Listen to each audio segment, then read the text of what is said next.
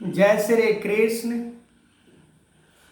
भगवान कृष्ण कर्म और अकर्म के बारे में अर्जुन को समझा रहे हैं कि मनुष्य अपने कर्मों से बंधता है और उसी कर्मों से मुक्त भी होता है। कहने का मतलब कि जो कर्म निस्वार्थ भाव से होता है वह कर्म बन जाता है, और जो स्वार्थ भाव से किया जाता है वो कर्म बन जाता है और वो संसार में बंध जाता है। वो संसार के चंगुल से बाहर नहीं निकल पाता है। तो हमें इस संसार से बाहर निकलने के लिए हमें विकर्म को ही अपनाना पड़ेगा। अक्सर आज मनुष्य के अंदर केवल स्वार्थ भाव से कर्म किया जाता है, निस्वार्थ भाव से कर्म नहीं किया जाता है। जब तक निस्वार्थ भाव मन के अंदर, कर्मों के अंदर नहीं आता है, तब तक हम अकर्म हो ही नहीं सकता है। हम कर्म के बंधन में बंध जाते हैं। भगवान कृष्ण अर्जुन को विकर्म कर्म कर्म योग इन सभी के बारे में समझाते हैं कि मनुष्य यदि चाहे तो अपने आप को अकर्ता बन सकता है, पर अकर्ता इतना आसानी से नहीं आता है। अकर्ता के मतलब कि कर्म को करके भी अपने आप को नहीं करने वाला समझना। जैसे मैंने किसी को सेवा किया, सेवा करके यदि हम जतला देते हैं कि मैंने सेवा किया, तो संसार रूपी बंधन में बंधने वाला वो कर्म हो गया। उस कर्म से हमें कोई लाभ नहीं मिल सकता है।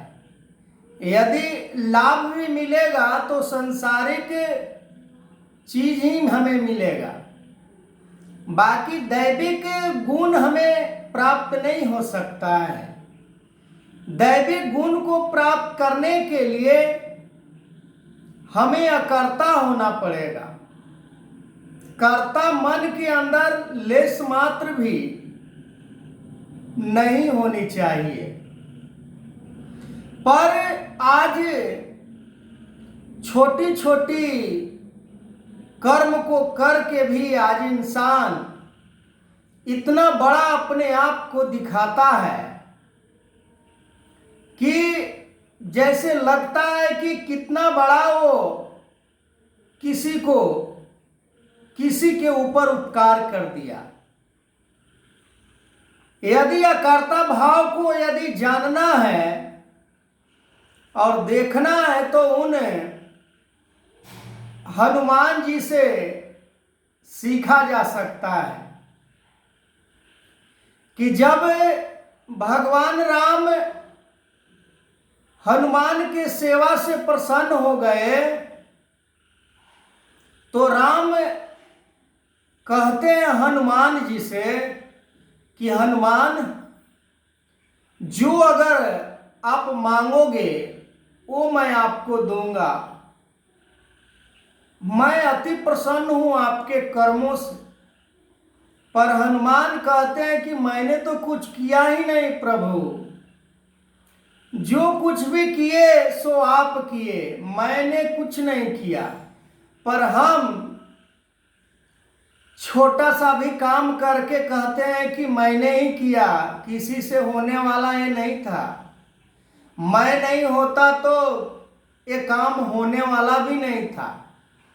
पर हनुमान जी इतना बड़ा सागर को, 104 योजन सागर को पार करके भी अपने आप को लेश मात्र भी मन में वो कर्ता भाव को नहीं आने दिए। सतगुरु माता जी आज हमें यही शिक्षा दे रहे हैं कि अकर्ता बन जाओ, निस्वार्थ बन जाओ, समर्पण हो जाओ गुरु के चरणों में। जो समर्पण हो जाता है उससे बड़ा इस दुनिया में और कोई कर्मयोगी नहीं हो सकता है। उससे बड़ा कोई धर्म को मानने वाला नहीं हो सकता है। पर उसे संसार में कहीं कोई आदर और सम्मान नहीं देता,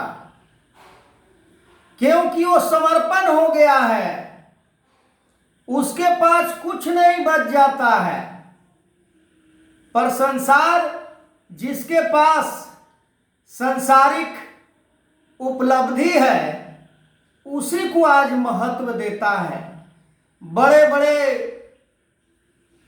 धर्म ग्रंथ को अध्ययन करने वाले, शास्त्रों के अध्ययन करने वाले भी कर्ता और अकर्ता में भूल जाते हैं, विचलित हो जाते हैं। संसार के माया इतना प्रबल है।